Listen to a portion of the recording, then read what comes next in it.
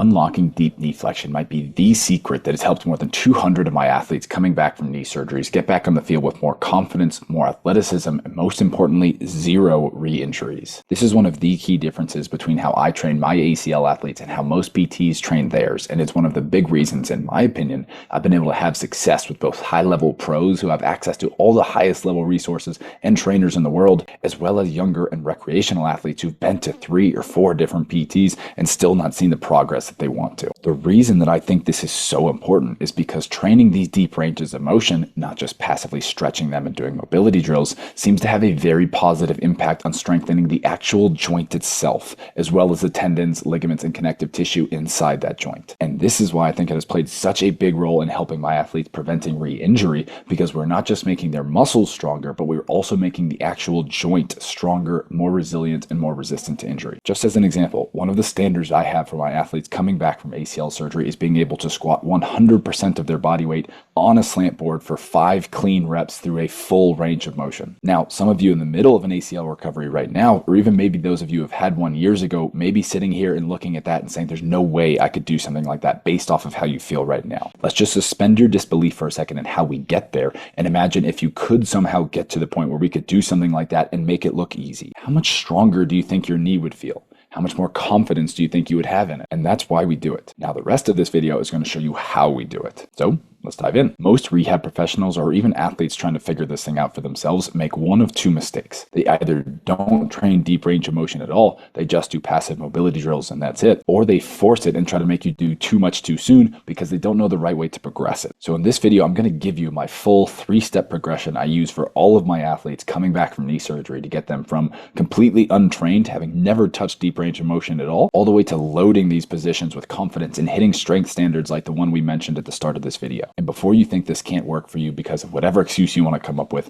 I use this exact progression with a skier coming back from her 9th knee surgery to rebuild her knee and get her skiing pain-free with strength and confidence for the first time in 14 years. I also use this with a soccer player who was stuck at just 90 degrees of flexion 3 months after his ACL meniscus surgery. Following this progression I'm about to share with you, he not only regained full flexion, but he got back on the field a month ahead of his predicted timeline to lead his team to a state championship. So this is not just some theory from a textbook. This is something I have tested with hundreds of athletes just like you. The progression I follow has 3 steps, and it starts with access. If you are just starting with this style of training, the first thing I want is, can we just start to gently access some of these deeper positions pain-free? I'm not interested in load at all during this stage, just range of motion. So this is where I'll set my athletes up with boxes on either side of them so they can use their hands to hold on to something. So we make this not just a body weight exercise, but a less than body weight exercise. If someone is just getting started and a little earlier in their recovery, I'll tell them to hold as much of their weight in their arms as they can and put maybe just 10 or 20 pounds through that front knee if we're going through one of our split squat variations. The other key at this stage is relaxation.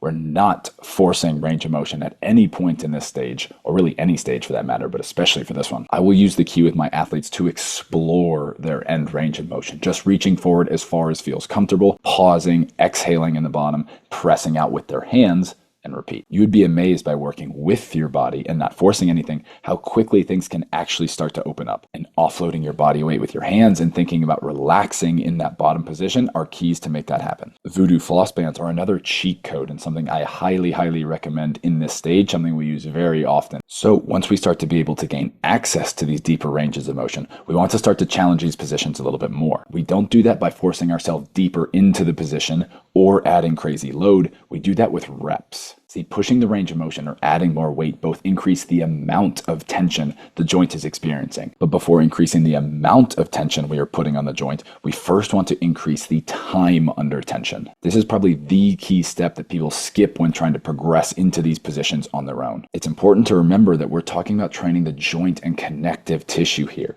And an important detail to remember is that these structures can adapt and get stronger with training, contrary to popular belief, but they do so very slowly slowly. Your nervous system and your muscle tissue adapt at a much faster rate. So if you jump straight into some of these more advanced progressions, your nervous system and muscle tissue may be strong enough to handle it, but the actual joint structures might not be ready for it. And this is where you can run into issues with flare-ups and setbacks, with your knee getting painful or swelling or just generally not responding in a positive way to the stimulus that you're giving it. But one of the things these structures love, especially during a healing and recovery phase, is extended time under tension before high tension. This is one of the reasons that things like isometrics are so beneficial for tendon problems. So the setup here looks very similar to the last phase. I'm still a fan of support for your hands and floss bands and only working through your pain-free range of motion.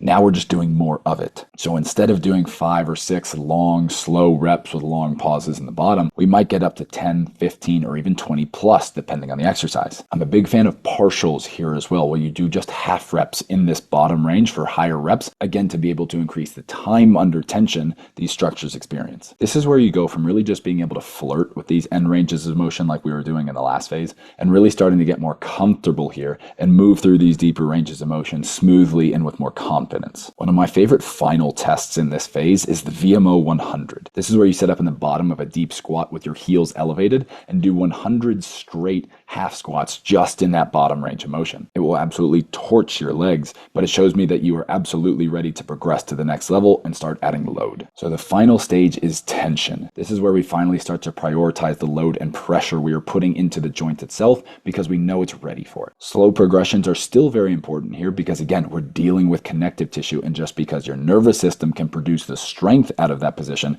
doesn't mean your connective tissue can handle it just yet. So before I think about adding load to our deep squats and split squats, I need you to make sure you first understand the leverage you need to get the most out of these exercises. See, many people see the ATG split squat and slant board squat online and try to copy it, but they miss the intent that we are trying to get out of these exercises. All the way down there in the very bottom, there's a lot of load, a lot of pressure on the knee, but what people will commonly do is when they first press out, instead of going straight up in that squat or up and back with that split squat, they'll allow their hips to shoot backwards a lot, and what that does is take away all of the load, all of the leverage that's on the knee, and shift that onto the hips. If you think about pressing up and back out of that ATG split squat or straight up out of that VMO squat, you will maintain much more tension on the knees and quads, which is what we're going for with this exercise. So for all of my athletes, I need them to understand that leverage, that sticking point right there, and to get the sensation of going through that sticking point, not avoiding it and making the exercise easier. Once they can do that, and they can do that consistently, then we will start to add load, making sure that every time I do, once again, they're still going through that sticking point. As soon as it starts to get a little bit too heavy and you see people starting to cheat and shift their hips,